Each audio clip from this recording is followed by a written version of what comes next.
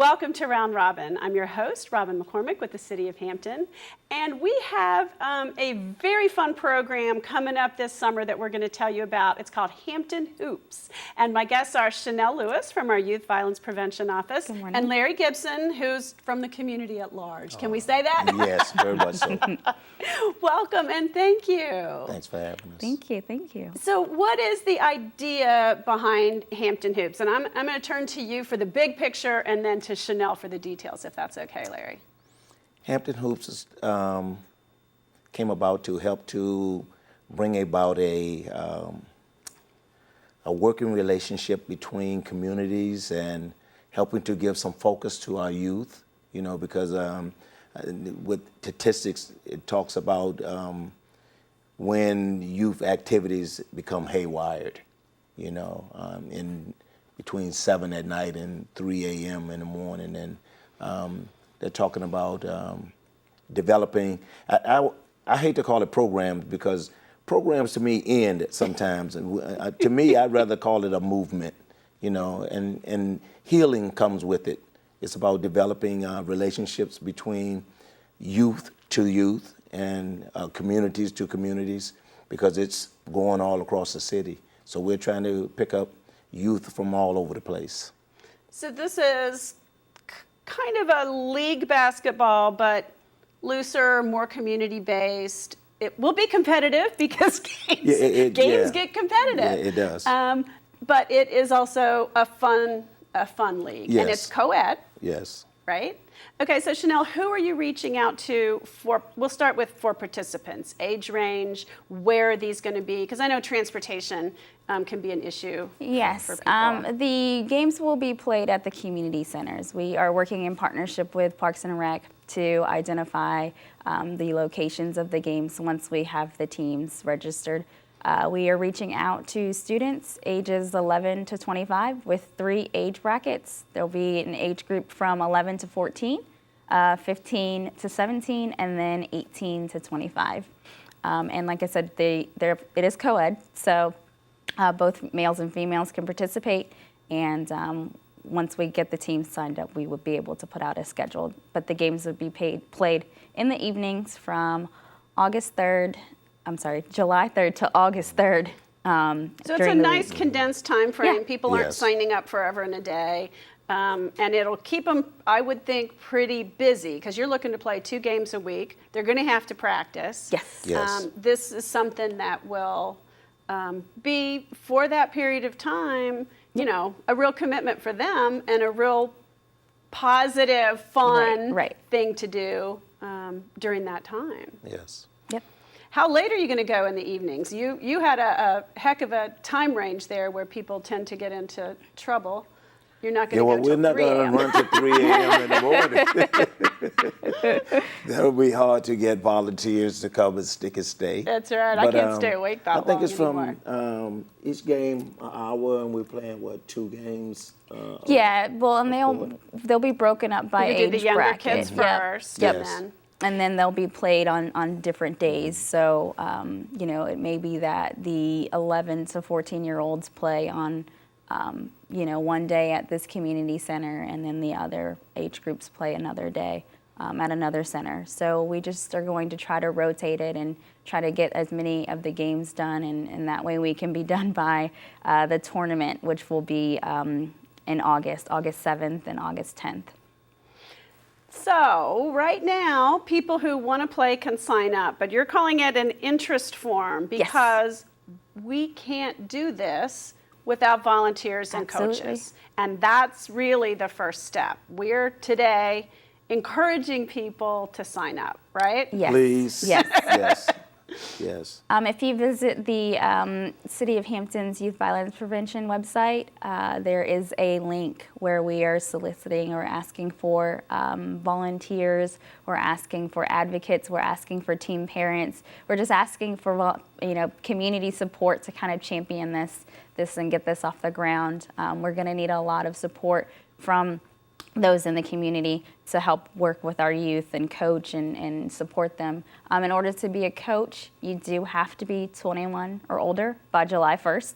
but any other volunteer that would like to participate or support the event must be 18 or older by July 1st.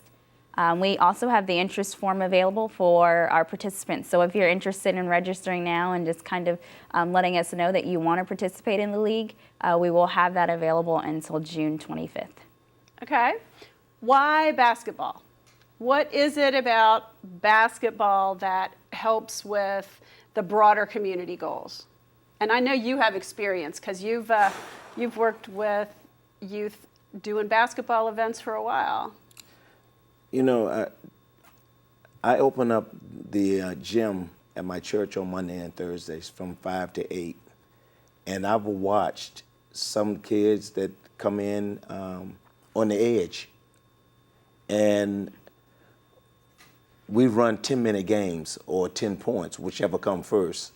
So you don't have chance to argue, because if you do, the clock is still running and everybody's amped up about leave it alone, let him call the call, give him the ball, let's keep running. Yeah.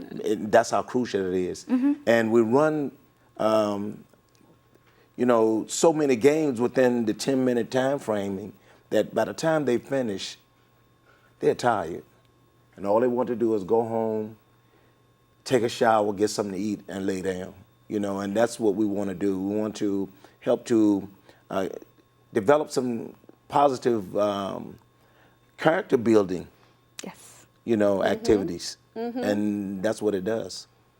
It also, I would think, it's small teams. It's like football, you need a lot of people, or volleyball, a lot of people haven't grown up playing. But you're physically active. You're burning off energy Yes. that could go to other things. Yes. Right.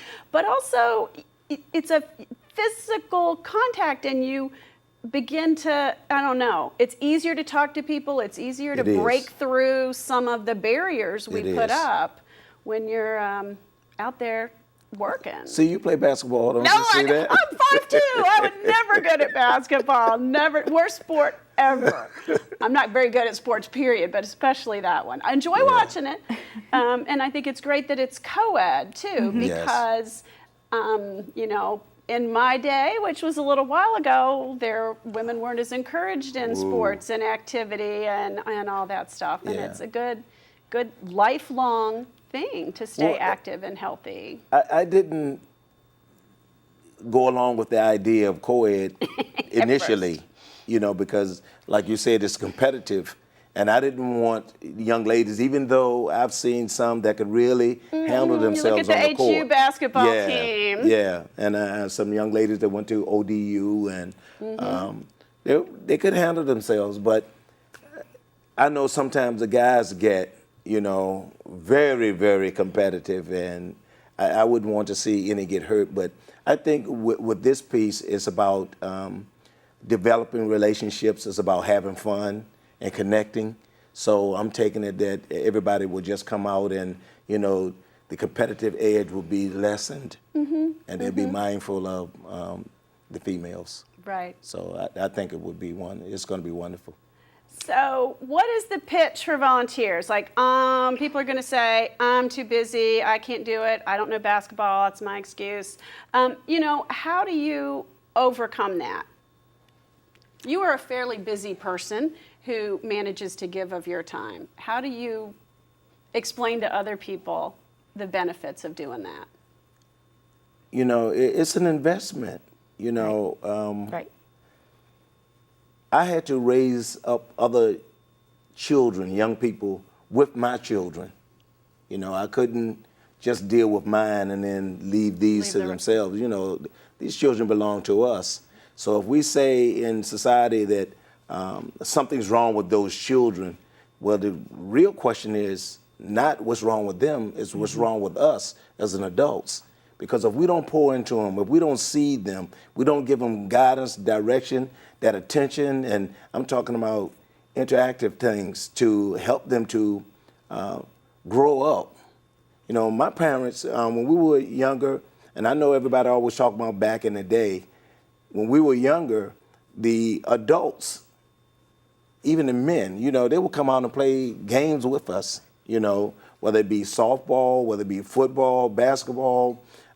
If we sat down and play with my sisters, and I'm serious, jump roper, you know, from dealing with my Really? sisters and hopscotch and jacks and all of that stuff. You know, our parents laid down and played that kind of stuff with us also. So if we don't get back to old school, which were, I mean, really traditional type of things, we're going to lose even more. It's impossible to lose one generation. It's a snowball effect. You done lost at least 8 or 9, 10, you know, so the more we give, the more we'll get. It's an investment. It is. In our own communities. It is. And our own neighbors. Well, we're always talking about the village, you know, and how it takes everyone in the village. At one time it was village, but there's another African proverb that says this, that the fall of a nation begins in the home of his people. So if we don't take these youth in the mindset, heart set that these children belong to us and go get them, then we can't expect no more than what we get. All right, thank you. I can't say anything to add to that. So Well, and there's a key piece to what he said. You know, a lot of what he mentioned was the influence of the older generations on him growing up, and I think that that's a key piece that we're bringing when we start to pull in, you know, community members that work together to mentor, to support, to, you know, essentially just really share, you know, experiences and kind of keep that village mentality of working together to raise the kids in the community. And so we really want to bring more than just basketball to this. You know, we're looking at ways to encourage coaches once they've come on board to start implementing job readiness skills and mentoring and tutoring and, you know, making this kind of their own thing, you know, really investing their own creativity, resources, and things of that nature into these teams and these young people, and hopefully it becomes more than just basketball. Okay, thank you both very much. Thank you.